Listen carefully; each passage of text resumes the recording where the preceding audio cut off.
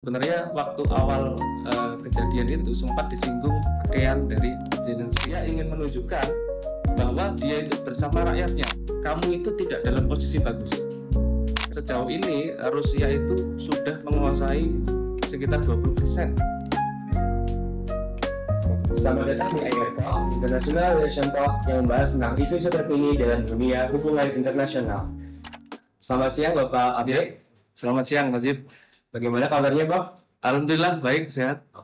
Terima kasih telah bergabung dengan kami hari ini untuk membahas topik yang sangat menarik, yaitu hubungan Amerika Serikat dan Ukraina pasca pertemuan antara Presiden Zelensky dan Presiden Trump.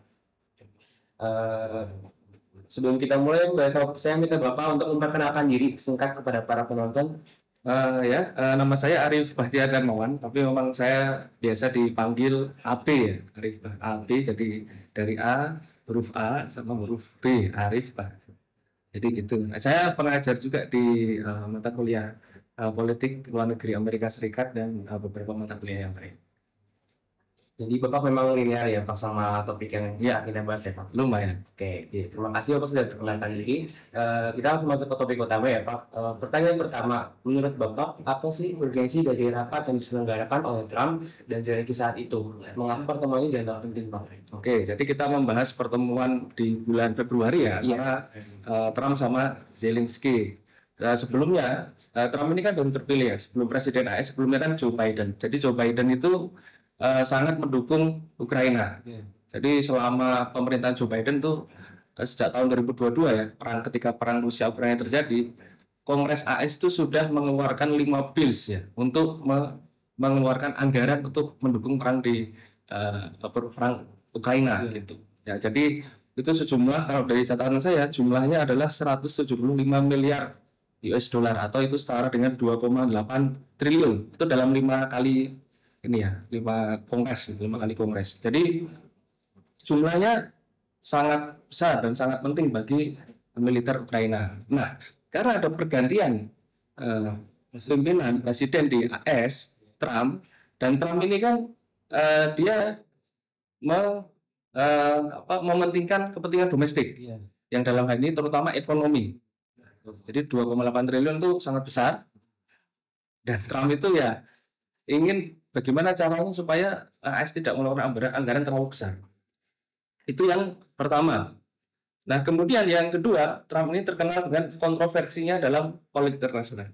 Jadi posisinya itu sering berseberangan dengan pemimpin-pemimpin sekutu AS lainnya, kayak pemimpin Eropa dan sebagainya. Maka pertemuan ini penting ya bagi Zelensky dan rakyat Ukraina untuk memastikan bahwa AS itu masih mendukung Ukraina. Jadi urgen sekali Zelensky menemui Trump di gedung gitu.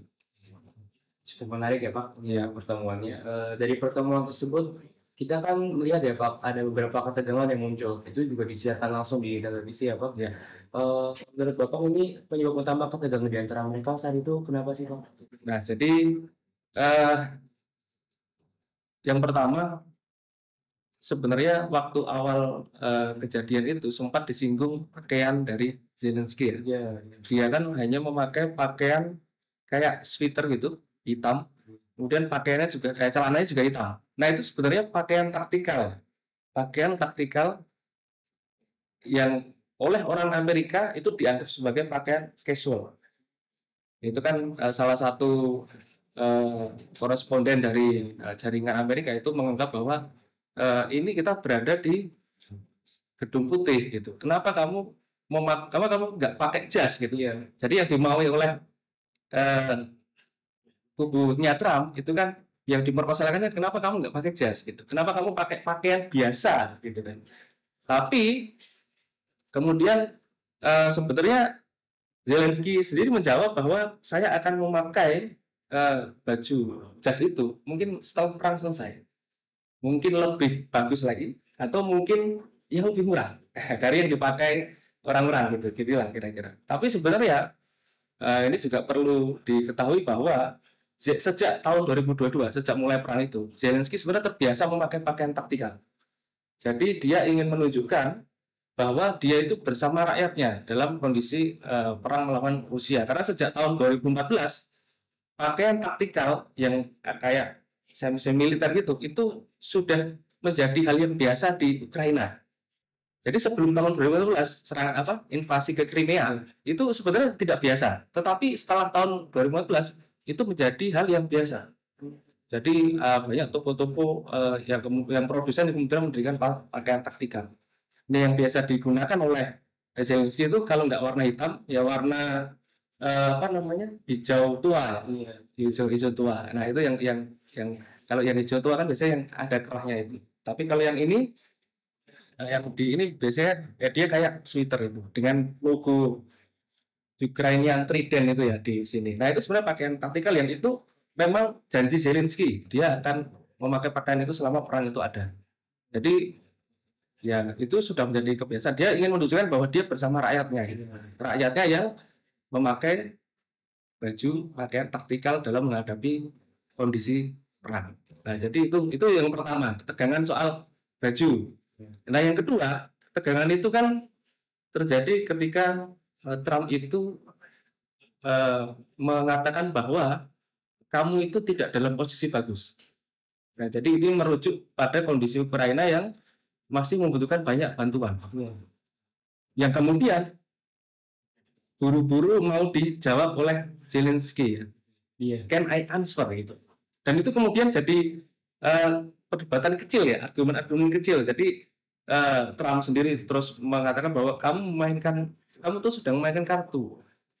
Terus kemudian kamu sedang berjudi dengan dengan Perang Dunia III. Jadi ada sedikit argumen kecil bahwa Zelensky itu ingin menjawab itu gitu.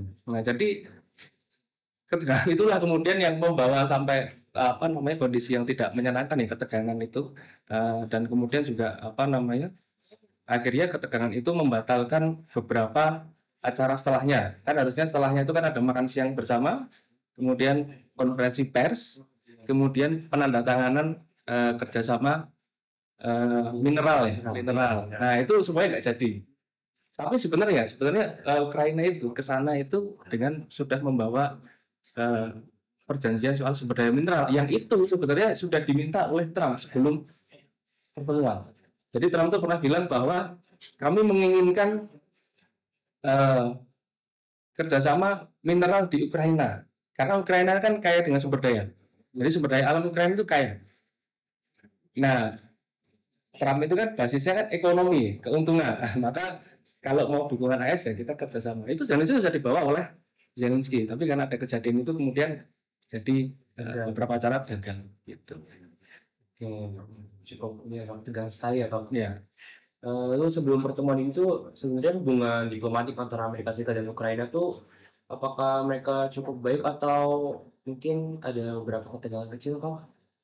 Nah, jadi ini memang menarik. Jadi kalau kita lihat di pemerintahan Joe Biden itu kan menganggap invasi Rusia itu ilegal, brutal, ilegal, tidak sesuai dengan hukum internasional dan sebagainya. Nah, itu Joe Biden.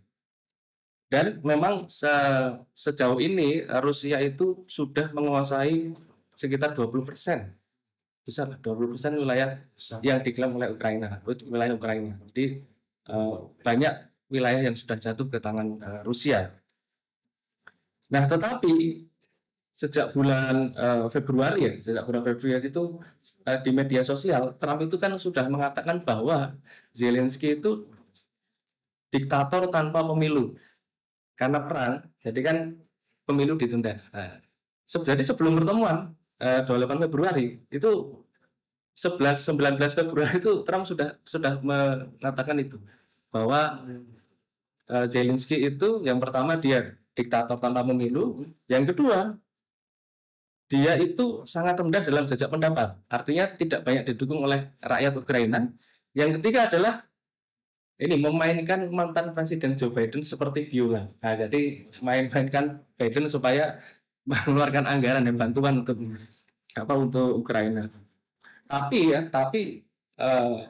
menanggapi hal itu, Zelensky sendiri sebenarnya dia sudah dia tidak kemudian mencela Trump. Jadi dia bilang bahwa dia sangat menghormati Trump, dia sangat menghormati rakyat Amerika yang sudah bersedia mendukung dia, dan dia menganggap bahwa pernyataan Trump itu Trump itu sedang berada di dalam ruang disinformasi. Jadi Itu hanya itu yang dikatakan. Jadi dia tidak mencela, tidak kemudian mengecam Trump ya. Dia tetap bilang bahwa dia menghormati Trump, dia menghormati rakyat Amerika, dan dia mengatakan ya ini Trump itu sedang berada di dalam ruang disinformasi, jadi yang dikatakan itu seperti itu, kayak gitu. Sebenarnya cukup sopan ya untuk Zelensky yang sudah banyak dituduh.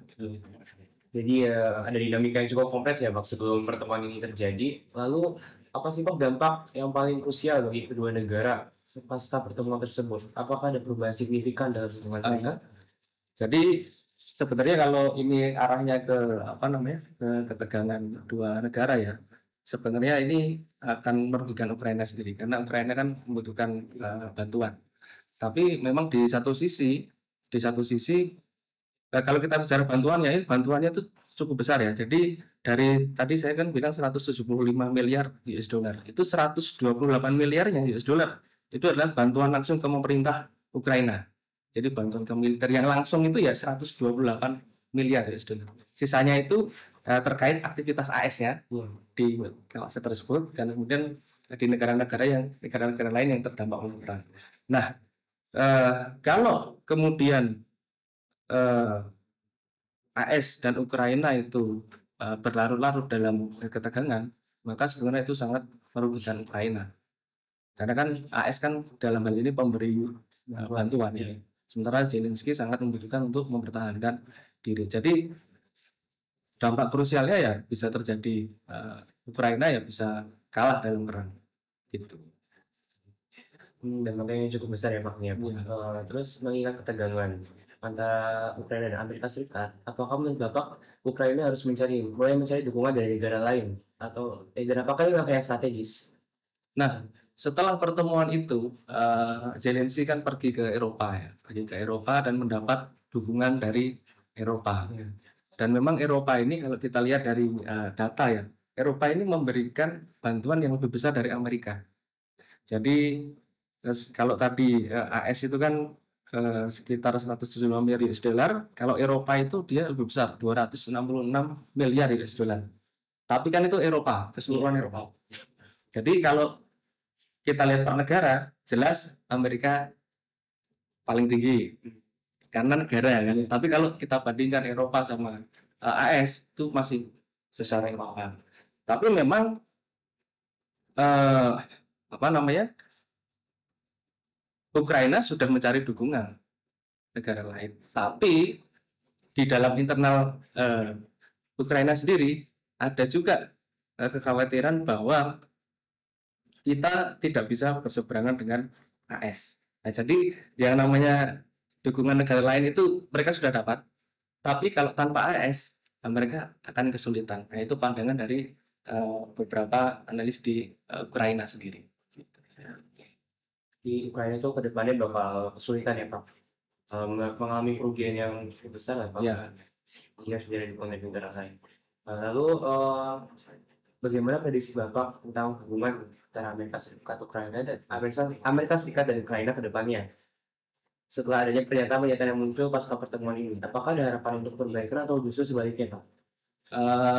Sebenarnya kalau kita bicara setelah pernyataan ketegangan itu ya,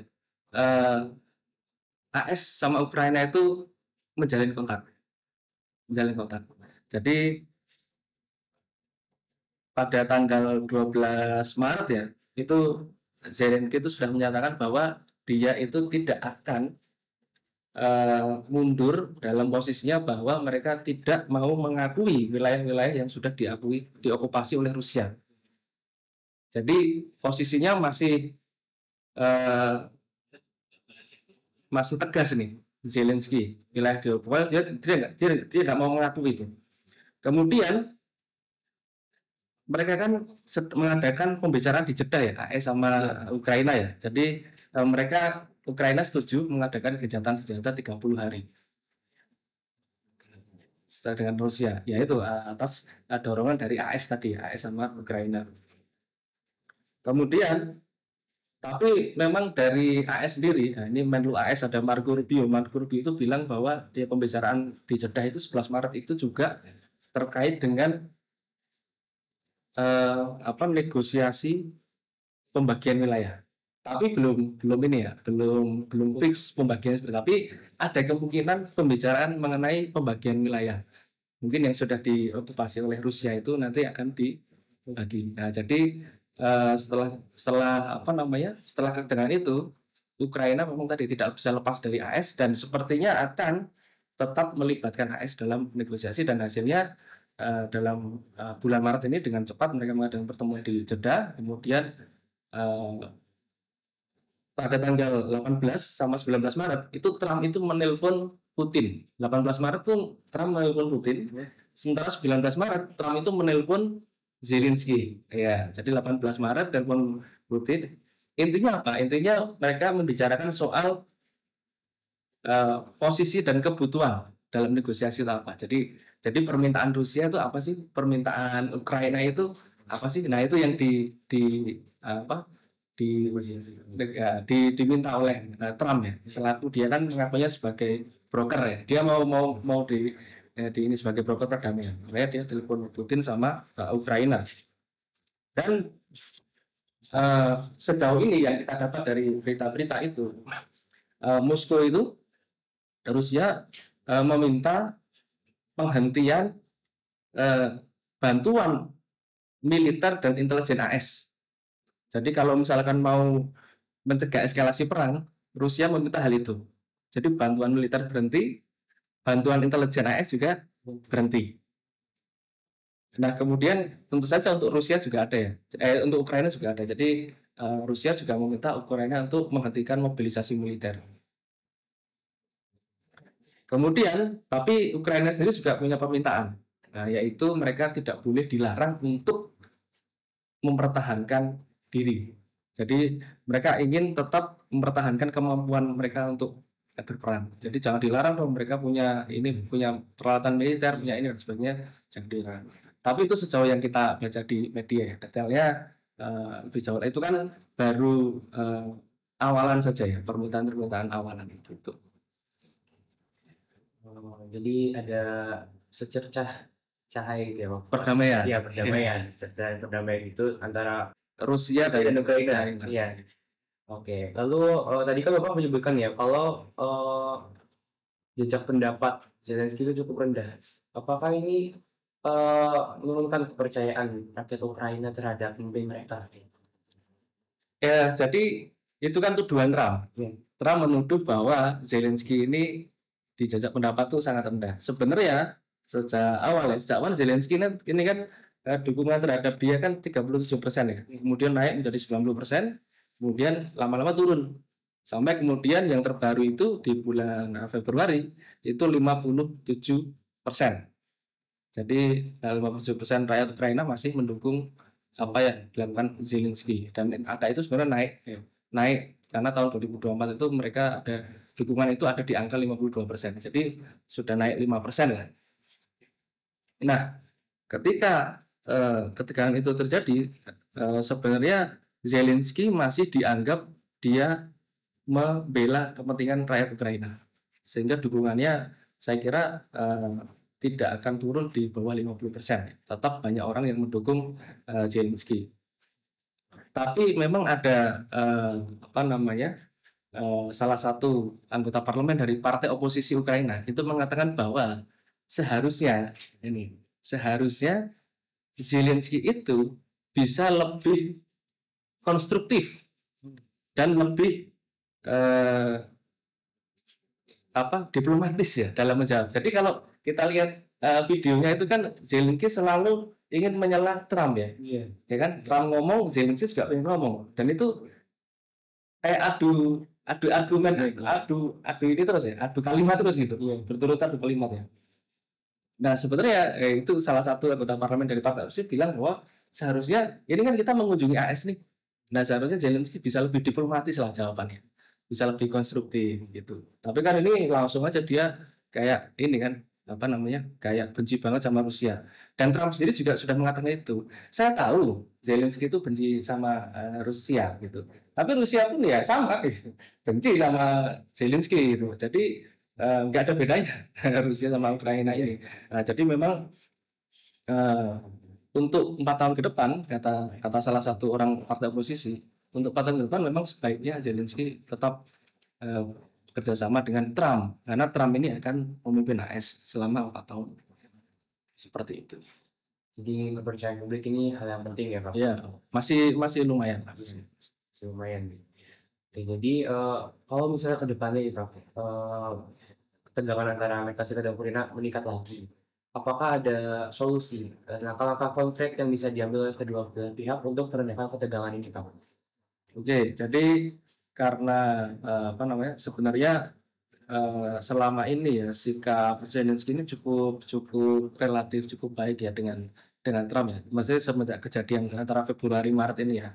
Yang pertama Zelensky kan dia tidak pernah sekalipun menghina atau mencela Trump ya.